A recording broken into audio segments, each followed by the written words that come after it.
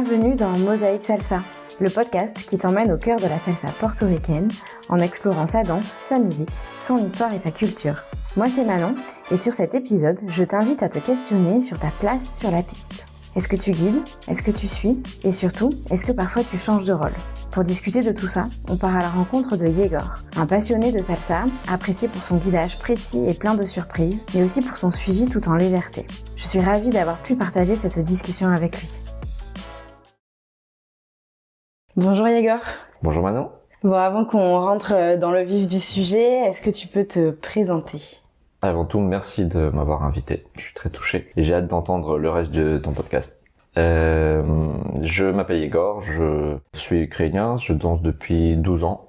J'ai appris à danser à Paris, la salsa. Je fais de la salsa cubaine, de la salsa porto sur le 1 puis sur le 2. J'ai commencé à enseigner beaucoup trop tôt par rapport à mes compétences et du coup j'enseigne depuis 8-9 ans dans plein d'endroits du monde et dernièrement j'ai eu une école pendant 1 an et demi en Ukraine et maintenant depuis 1 an et demi à Toulouse, une école gérée par ma partenaire Yulia où je donne des cours très régulièrement. Ok, merci. Donc on va discuter ensemble des rôles de guide et de suiveur. Et particulièrement, moi ce qui m'intéressait avec toi, c'était de parler de l'inversion de ces rôles. Donc par quoi tu veux commencer ? Peut-être commencer par la définition des choses. Moi j'ai fait des mathématiques, donc j'aime bien commencer par la base. Donc pour définir les rôles eux-mêmes, il faut comprendre qu'est-ce que la connexion et comment ces rôles s'articulent. Puis il y a plein de définitions différentes de la connexion dans la danse. Celle qu'on utilise nous, c'est la connexion par le corps en tant que moyen de communiquer d'une personne à l'autre pendant la danse. C'est-à-dire que la salsa, dans l'absolu, ça peut se faire sans parler, c'est même recommandé. Même les yeux fermés, on peut danser tout à fait avec juste de la musique, 2 personnes dans un espace sécurisé. Voilà, donc les 2 personnes vont communiquer par leur corps. Une personne va donner des directives, ça va être en général la personne qui guide, et l'autre personne va suivre et recevoir ces directives à travers son corps et pouvoir les interpréter dans ses pas. En général, les directives se passent plutôt dans la partie haute du corps, sur les mains très principalement, mais ça peut être aussi les épaules, les hanches, le dos par exemple, et ça va se traduire dans les pieds. La personne qui va guider les pas des partenaires.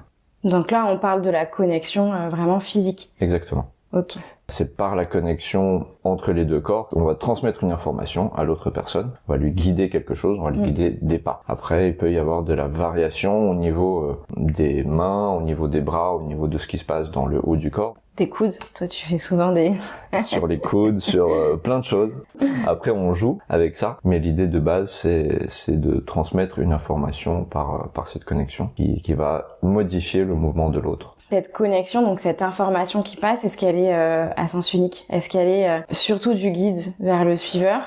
Alors dans la version traditionnelle, dans la conception traditionnelle qu'on a de la danse de couple, en tout cas de la salsa et telle qu'elle est pratiquée, dans la grande majorité des cas, oui. On va avoir 2 rôles très distincts, une personne qui guide, une personne qui suit. Et il est possible d'interchanger les rôles en plein milieu de danse. Il est possible que les guides donnent de l'information ou pendant une partie de la danse prennent l'initiative et transmettent aussi des informations aux personnes qui les guident, mais ça demande en général une bonne maîtrise déjà des rôles classiques, et ça demande vraiment une connexion très fine entre les personnes.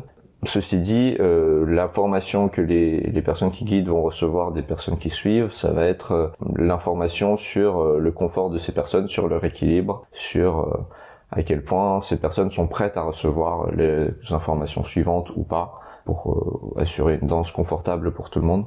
Parce que selon le niveau de la personne, le contrôle de son corps, etc., on va pas pouvoir guider la même chose à tout le monde, forcément. Donc tu as quand même un feedback qui te permet d'ajuster ta danse, en tout cas d'ajuster le guidage que tu continues de proposer. Effectivement.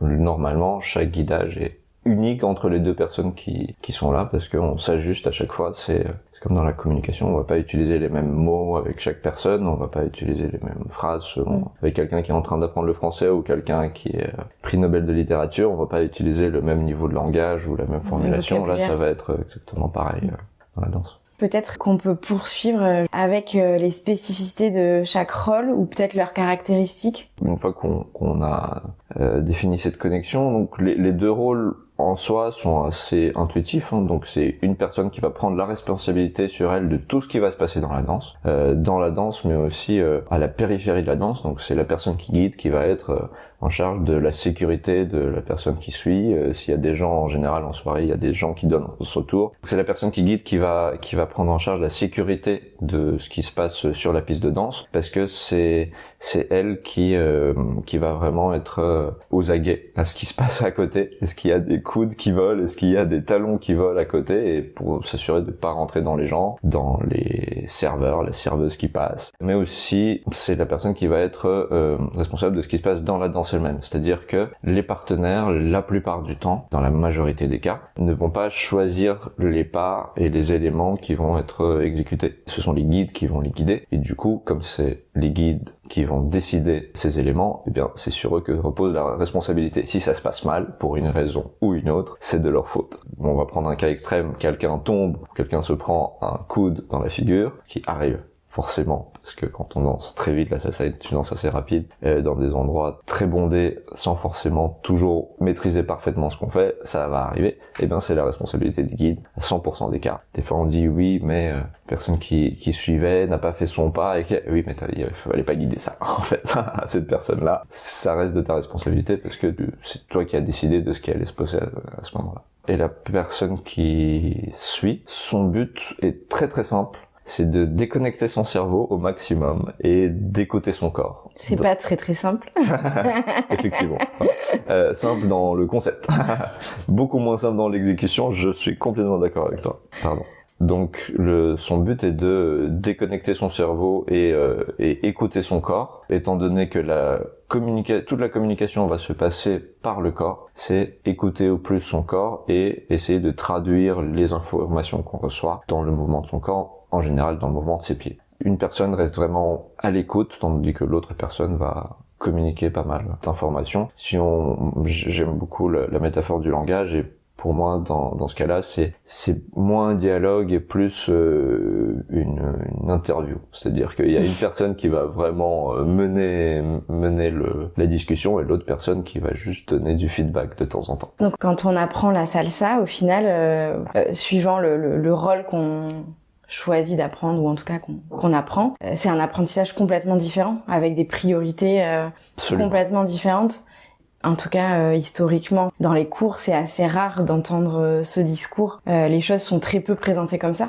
Effectivement, on met rarement l'accent sur le fait que les rôles soient très différents, et c'est des compétences très différentes que l'on développe chez les personnes qui vont guider, chez les personnes qui vont suivre. Et c'est d'ailleurs une des difficultés en cours, c'est que tout le monde va entendre toutes les informations qui sont données aux uns, aux unes et aux autres. Il y a deux cas de figure assez contradictoires, mais qui se passent et qui peuvent tous les deux poser problème. C'est-à-dire qu'on va avoir les personnes qui vont entendre les informations du rôle de l'autre et commencer à vouloir intégrer ce rôle, enfin rappeler à l'autre ce que les autres vont faire mal ou ce que les autres devraient faire, ce qui n'est pas la logique, parce qu'il faut vraiment, dans les deux cas, si on pousse son rôle au paroxysme, on peut danser avec n'importe qui, confortablement. Parce que on va vraiment se concentrer sur le développement des compétences de son rôle. Enfin, c'est difficile de faire abstraction de ce que doit faire l'autre et de pas reporter du coup la faute sur l'autre systématiquement. Et à la fois, c'est quand on parle du rôle de l'autre, enfin de l'autre rôle que celui qu'on a choisi, il y a des personnes qui du coup occultent complètement ces informations-là et vont oublier que l'autre personne a vraiment un champ d'action, enfin de responsabilité très limité, très délimité. Il est important de s'occuper de son propre rôle, mais aussi de prendre conscience des enjeux de l'autre, parce que chaque rôle va être conditionné à l'écoute de l'autre rôle. Donc il n'existe pas dans le vide où une personne va crier dans le vide et l'autre personne doit recevoir ça. C'est vraiment, et ça reste une conversation entre deux personnes, et il est important de voir comment nos propres actions, notre propre danse va influencer celle de l'autre personne et la rendre plus ou moins confortable. Un bon moyen pour faire ça, du coup, c'est de pratiquer les deux rôles. Tout à fait, c'est très utile de pratiquer les deux rôles. Toutes les personnes que je connais qui l'ont fait, moi la première, parce que j'ai commencé à pratiquer les deux rôles très tôt, me disent que ah oui, maintenant je comprends telle ou telle chose, parce que on comprend tout de suite les soucis qui peuvent se poser ou les difficultés qu'il peut y avoir dans tel ou tel rôle, et du coup on a beaucoup plus d'empathie pour la personne avec qui on danse, et on est beaucoup plus réceptif aussi. Et au-delà de cet aspect technique que ça vient enrichir, tout à l'heure, tu as parlé du rôle qu'on choisit, mais au final, pour l'instant, c'est pas vraiment des choix quand on apprend parce que c'est très genré.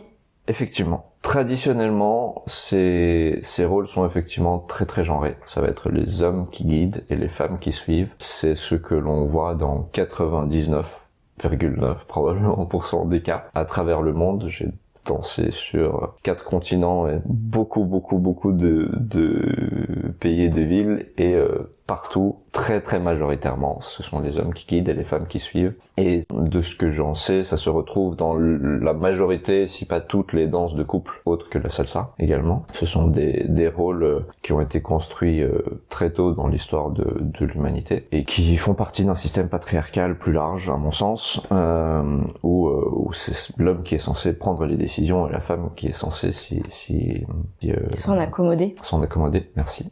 Mais effectivement, comme on a pu le voir d'après les définitions de la connexion et des rôles, rien là-dedans n'implique un genre plus que l'autre, ni pour un rôle ni pour l'autre. Ces constructions de rôles genrés sont purement sociales. Elles ne proviennent pas des nécessités de la danse elle-même. Il n'y a aucune raison autre que sociale ou psychologique de choisir un rôle ou l'autre. Le paradoxe de ces rôles genrés, c'est que ça crée un carcan très fort pour lequel les gens ont tendance à se conformer par pression sociale plus ou moins consciente, et qui peut créer des situations assez compliquées dans la communauté de manière générale. Il y a par exemple des pays où il va y avoir une grande majorité de femmes qui sont intéressées par la danse, qui veulent danser et qui viennent en cours de danse surtout, où les hommes vont se sentir moins à l'aise pour venir danser, ce qui reste une autre grande question du système, des conséquences du patriarcat, mais bref. Un autre épisode. Un autre épisode. Mais ça crée des soirées, des festivals où il va y avoir 4 femmes, 5 femmes pour un homme. Et étant donné que les deux vont se conformer à leur rôle, les femmes vont avoir l'impression de ne pas pouvoir danser pendant toute la soirée.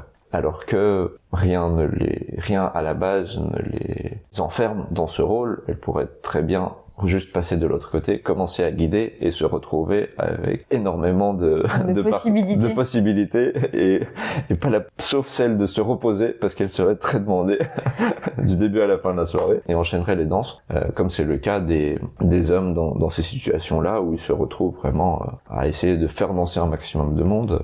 Et pareil, en cours de danse, en général, ça crée un stress pour les professeurs. Parce que si on a un équilibre qui est mal réparti, c'est bien compliqué de donner cours, parce qu'on va avoir beaucoup de gens qui, dans le cours, vont se retrouver sans partenaire avec qui danser. Même dans les événements, parfois dans les billetteries maintenant, ils équilibrent, on achète un billet guide ou suiveur, oui, pour pas justement se retrouver dans des situations où c'est complètement déséquilibré. Tout à fait. Donc voilà, on le voit régulièrement dans les festivals. Ça se fait en salsa, mais ça se fait aussi beaucoup dans d'autres danses comme la kizomba par exemple, où également il y a des disparités très fortes des fois dans le nombre d'hommes et de femmes qui veulent s'y rendre. Ça essaye d'y pallier, mais en fait c'est oui, ça résout pas le problème de base. On est voilà, d'accord. Exactement.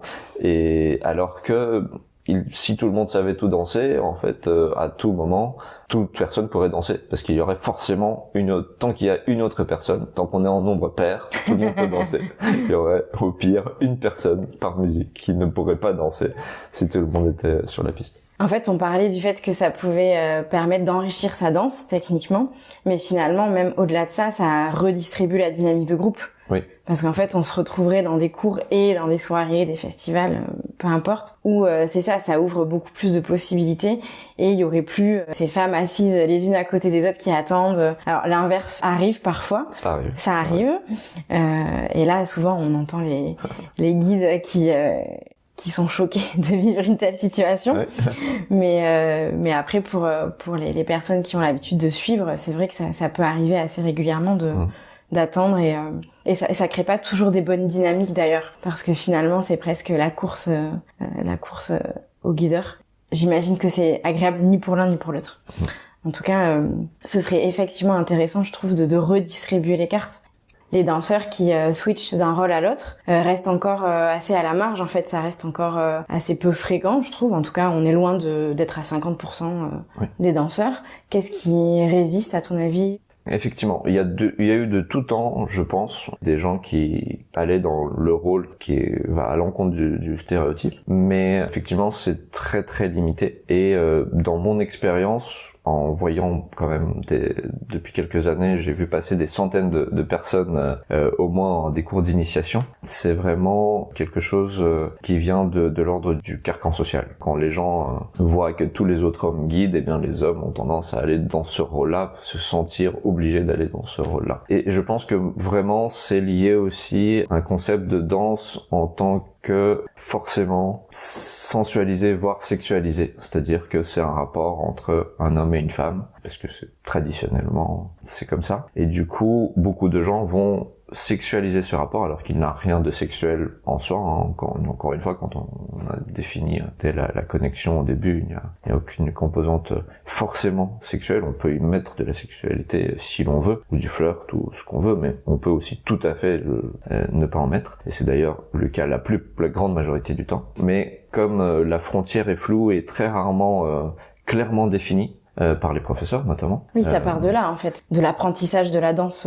Tout à fait. Donc les gens vont être moins à l'aise pour aller explorer l'autre rôle, parce que notamment explorer l'autre rôle implique de danser avec des gens du même genre que toi. Historiquement, en tout cas de ce que moi j'ai pu en voir, ça va être principalement la communauté queer qui va venir mettre au défi ces rôles genrés et s'approprier l'autre rôle, ce qui est à la fois génial parce que ça permet juste de prouver que en fait il n'y a aucune essentialité de genre là-dedans, tout le monde peut danser et danser très très bien dans l'autre rôle, mais à la fois ça a le contre-coup de favoriser cette idée qu'il faut être ouvert sexuellement ou même sexuellement ou dans son identité propre, être en questionnement pour pouvoir s'approprier l'autre rôle, alors que non, tout homme hétéro cis pourrait tout à fait suivre et toute femme hétéro cis pourrait tout à fait guider. Ça n'a pas de liaison en fait. On peut tout à fait danser dans l'autre rôle sans avoir tout le pan de l'identité de genre et de la sexualité qui soit remis en cause. Mais on le voit, nous dans notre école, on favorise grandement l'exploration des deux rôles et justement leur caractère non genré. Ça fait 1 an et demi qu'on donne des cours et on a des cours d'initiation chaque semaine, 2 fois par semaine. Et à chaque cours, contrairement à la majorité des cours, on va dire les garçons vous mettez par là, les filles vous faites par là, les garçons on va faire ça, les filles on va faire ça. On définit les deux rôles. Et on les appelle les guides et les partenaires. En anglais, on va souvent dire des leads and the follows. Souvent, c'est des mots qui sont repris en français. On a essayé de trouver des mots français épicènes qui pouvaient reprendre ces rôles. Et donc, on va expliquer ces rôles et on va dire, si vous voulez guider, mettez-vous par là. Si vous voulez suivre, mettez-vous par là. Chaque semaine, presque invariablement, nous avons des hommes qui vont suivre et des femmes qui vont guider à leur premier cours. Ça va se passer le premier cours, parfois 2, parfois 3 cours. Et à très peu d'exceptions près, au bout d'un moment, la pression sociale va faire que la personne va aller quand même se retourner dans son rôle genré. Parce que c'est difficile aussi quand on voit tous les hommes qui se mettent d'un côté et toutes les femmes de l'autre côté, d'aller dans l'autre camp, entre guillemets. C'est malheureusement, on se retrouve sous la pression sociale dans ce cas de figure-là. Cependant, c'est aussi pour moi très marquant de voir que quand on explique aux gens et on leur laisse le choix sans leur sous-entendre d'a priori, eh bien, en analysant juste les informations qu'on a définies au début, qu'est-ce qu'une connexion et quels sont les rôles, il y a des hommes qui choisissent de suivre et il y a des femmes qui choisissent de guider et qui le font très très bien d'ailleurs. Et en cours, ça se passe très bien et on comprend aussi très très vite dans la danse que effectivement ça n'a rien de sexuel, même s'il y a des gens qui peuvent avoir au début être un petit peu mal à l'aise à danser avec 2 hommes ensemble ou 2 femmes ensemble. au bout de 3-4 danses, ça disparaît complètement parce qu'on comprend tout à fait que c'est juste la même chose que se serrer la main ou que de se faire un câlin entre amis, ça ne va pas plus loin. Donc là, on parle de comment s'approprier l'autre rôle en fait en apprenant, donc en arrivant un peu de manière naïve dans la danse. Mais je trouve ce qui est difficile quand on danse depuis un certain nombre d'années, que notre pratique, notre technique, notre niveau global a évolué, c'est finalement d'aller chercher l'autre rôle. C'est aussi se retrouver presque débutant, de faire un pas en arrière. Et j'ai l'impression que finalement c'est aussi un frein pour que ça se rééquilibre. En tout cas, c'en est un pour moi, mais j'imagine que je suis pas la seule. Définitivement, c'est très freinant. Je suis passé rien que dans la salsa 3 fois par le stade des débutants parce que j'ai appris la cubaine, après je suis passé sur la porto, je me suis retrouvé complètement me sentir comme un débutant, après je suis passé chaque fois j'arrivais à un certain niveau et puis je repassais débutant quand je suis passé sur le 2 et c'est extrêmement frustrant. Donc oui, tout à fait. Et effectivement, comme on l'a dit tout à l'heure, c'est des compétences, des mécaniques de corps très différentes qui vont être intégrées selon le rôle, surtout si on danse pendant plusieurs années. On revient forcément à un stade de débutant si on commence à apprendre l'autre rôle, même si ça fait 10 ans qu'on danse. Par contre, ce que je rappelle toujours dans ces cas-là, c'est que même si on revient à un stade de débutant, la courbe de progression de l'autre rôle est énormément plus rapide parce que il y a d'autres choses qui restent communes comme le rythme, comme la conscience de la musique, comme la capacité à déplacer son corps qui elles sont déjà intégrées, le fait de savoir exactement ce que ressent l'autre personne parce qu'on a passé des années dans ce rôle-là aide aussi énormément. Donc dans mon expérience, là où pour arriver à un certain niveau, que ce soit en guidage ou en suivi, ça va prendre des années. Ça peut aller aussi vite que quelques mois une fois qu'on a changé de rôle, mais il faut juste le pratiquer de façon très très régulière. L'autre rôle mais ça vient beaucoup plus vite. Mais pour ça, il n'y a pas énormément d'options, à part celle d'explorer en soirée, d'apprendre un peu sur le tas. Mais en termes de cours, pour l'instant, il y a quelques cours qui existent, mais ça reste très ponctuel. Rien n'empêche d'aller à un cours classique et de dire au professeur, j'aimerais danser dans l'autre rôle. La majorité des professeurs que je connais vont l'accepter. Il y en a effectivement qui ne l'acceptent pas, qui ont peur qui l'associent trop justement à une certaine image, à un système carcan patriarcal et qui ne veulent pas prendre le risque qui ont eux-mêmes une vision assez biaisée de la danse, à mon sens. Mais la grande majorité des professeurs vont tout à fait l'entendre et l'accepter. Oui, ce que j'ai en tête, c'est que là, tu parlais de la progression qui est très différente, qui est plus rapide. Du coup,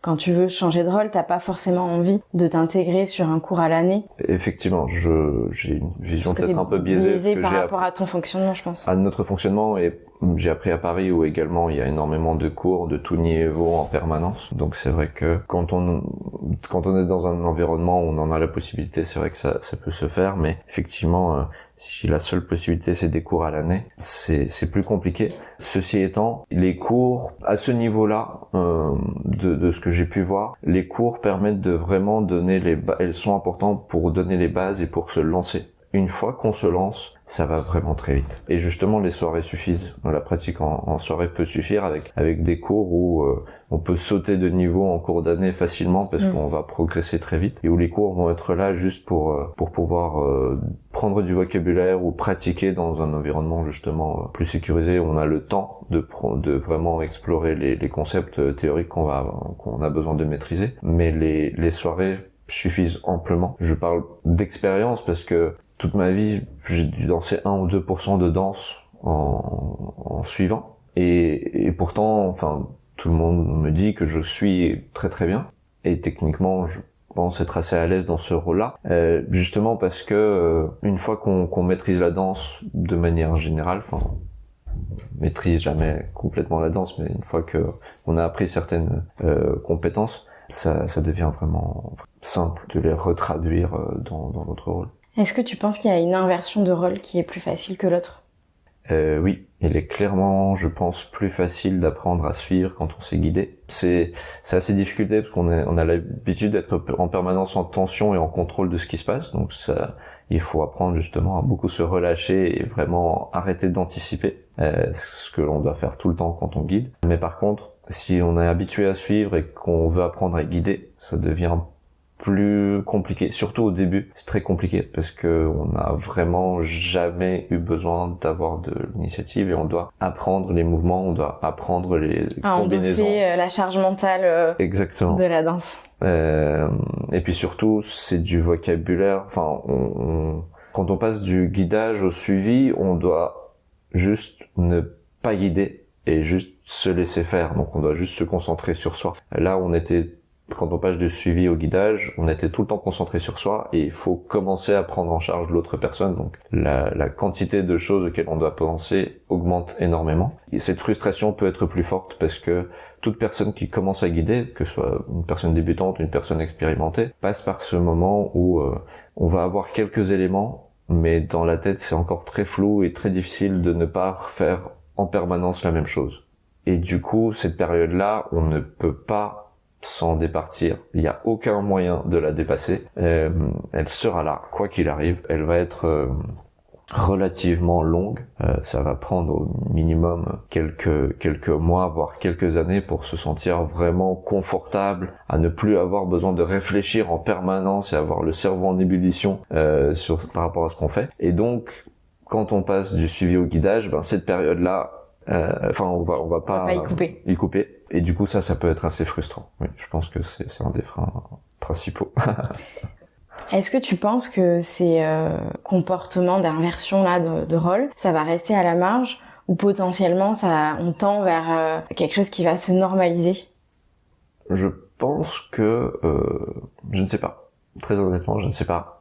J'espère que ça va se normaliser parce que je pense que ça apporterait énormément de choses à la danse en général et aux danseurs et aux danseuses en particulier. Nous dans notre école, nous encourageons très fortement de casser ces normes genrées et d'explorer le rôle qui nous fait envie.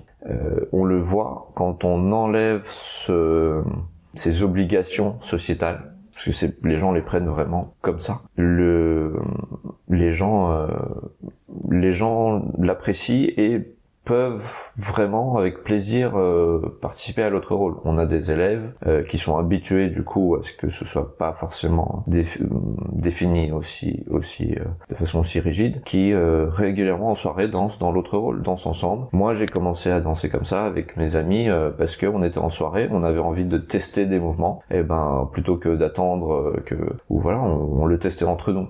Et ils font pareil et ça permet encore une fois d'améliorer sa danse de loin et puis de s'amuser.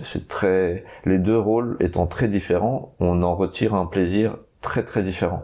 Et c'est très chouette d'avoir accès à ces deux formes de joie, qui sont celles de guider quelque chose de complexe ou d'intéressant et voir la personne avec qui on danse qui a le sourire aux lèvres parce que cette personne-là trouve ça chouette, ce qui lui arrive, sans l'avoir décidé, ou le plaisir qu'on nous fasse justement des choses surprenantes, des choses intéressantes, des choses agréables, d'être comme porté pendant une danse par la musique et par la personne qui nous guide. Donc c'est des choses vraiment très différentes et je pense que si plus de personnes peuvent les ressentir, c'est le mieux. Donc j'espère que ça va se normaliser et je pense vraiment que ça vient de l'enseignement. Je pense que si les professeurs en cours disent les garçons, les filles, ça va être d'autant plus difficile pour les gens d'aller dans l'autre rôle. Si les professeurs découragent leurs élèves à explorer l'autre rôle, ça va être d'autant plus difficile. Par contre, si les professeurs commencent à normaliser ça, et en tant que professeur, ça aide énormément. Nous n'avons jamais de problème d'équilibre en cours parce que nous avons des élèves qui disent aujourd'hui il y a beaucoup plus de garçons parce que ça reste quand même une majorité de garçons qui guident chez nous. Aujourd'hui je suis un garçon, je vais suivre. Et puis voilà. Donc ça facilite notre travail et si on pouvait l'encourager, je pense que ce serait très très profitable pour la communauté et pour les gens. Mais je vois que c'est quand même encore très très difficile et je pense qu'on a énormément de chemin à parcourir à ce niveau-là parce que ça va au-delà de la danse. C'est quelque chose qui est extrêmement ancré dans le subconscient parce que nous vivons dans une société patriarcale à tous les niveaux. Et dans tous les médias, les films, les images qu'on voit autour de la danse de couple, au-delà de la salsa, effectivement, on voit toujours un homme et une femme qui dansent ensemble déjà.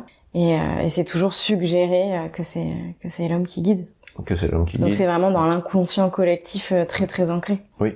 Puis le cinéma n'aide pas parce que c'est en général, en plus romancisé, il y a un côté romantique et potentiellement sexuel à la chose, donc justement ça favorise ce côté-là, ce qui n'est pas du tout ce qui se passe sur les pistes de danse du monde dans la grande majorité des cas. Hein. Bien sûr, il y a ce des n'est gens pas qui un flirtent, remake sans fin de Dirty Dancing. Non, absolument pas.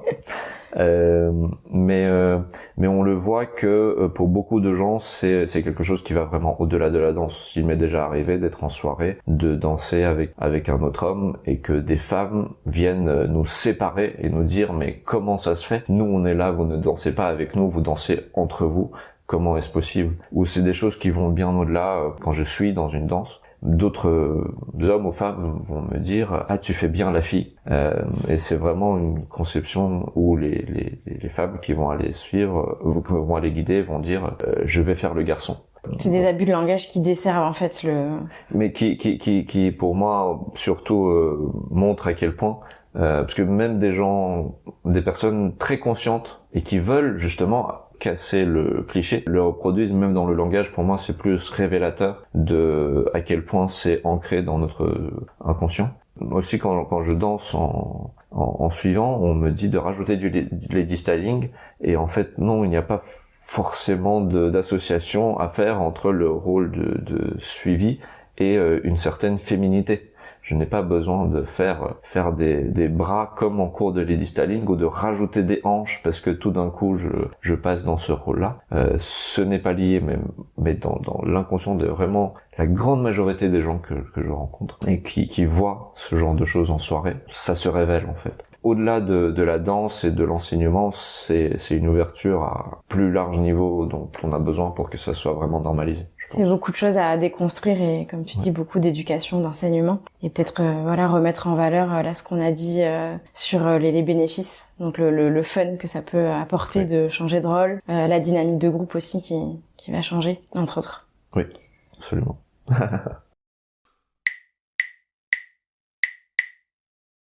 J'ai une dernière question pour toi. Est-ce que tu peux me raconter qu'est-ce qui t'a accroché à la salsa? Qu'est-ce qui a fait que tu es devenu passionné et que tu es resté dans cette communauté au fil des années? J'étais à la fac, j'ai découvert la salsa à des cours de fac à Paris 6, à Jussieu. Et c'était un cours où on était très nombreux. Toute ma jeunesse, j'ai été absolument persuadé d'être incapable de danser, pas être fait pour ça, de pas pouvoir le faire, et j'ai quand même testé ce cours, et je me souviens très bien de ce moment d'illumination dans mon visage où il y a eu des feux d'artifice, où j'ai fait faire mon premier tour à ma première partenaire. Et j'ai compris que justement, sans parler, à travers juste le corps, on pouvait se communiquer du mouvement qui est agréable, parce que c'est agréable de tourner, c'est agréable d'interagir avec l'autre. Et j'ai compris qu'il pouvait y avoir ça, et j'ai ressenti de la joie, j'ai vu de la joie chez l'autre. Et de là, j'étais complètement accro. Merci Egor. Merci à toi pour cette discussion, c'est très chouette. Merci pour ton écoute, j'espère que cet épisode t'a plu. On pourrait discuter encore longtemps autour de ces questions de genre, de rôle et d'inversion. Mais tu l'as compris, rien ne remplace la pratique, donc je t'invite à t'y essayer dès la prochaine soirée. Une autre dualité est souvent au cœur des débats, porto ou cubaine. C'est Joao qui nous en parlera dans le prochain épisode. Il partagera également son expérience d'organisateur de festival, et peut-être même quelques-uns de ses secrets. En attendant, n'hésite pas à partager cet épisode et à rejoindre Mosaïque Salsa sur Instagram. À lundi prochain!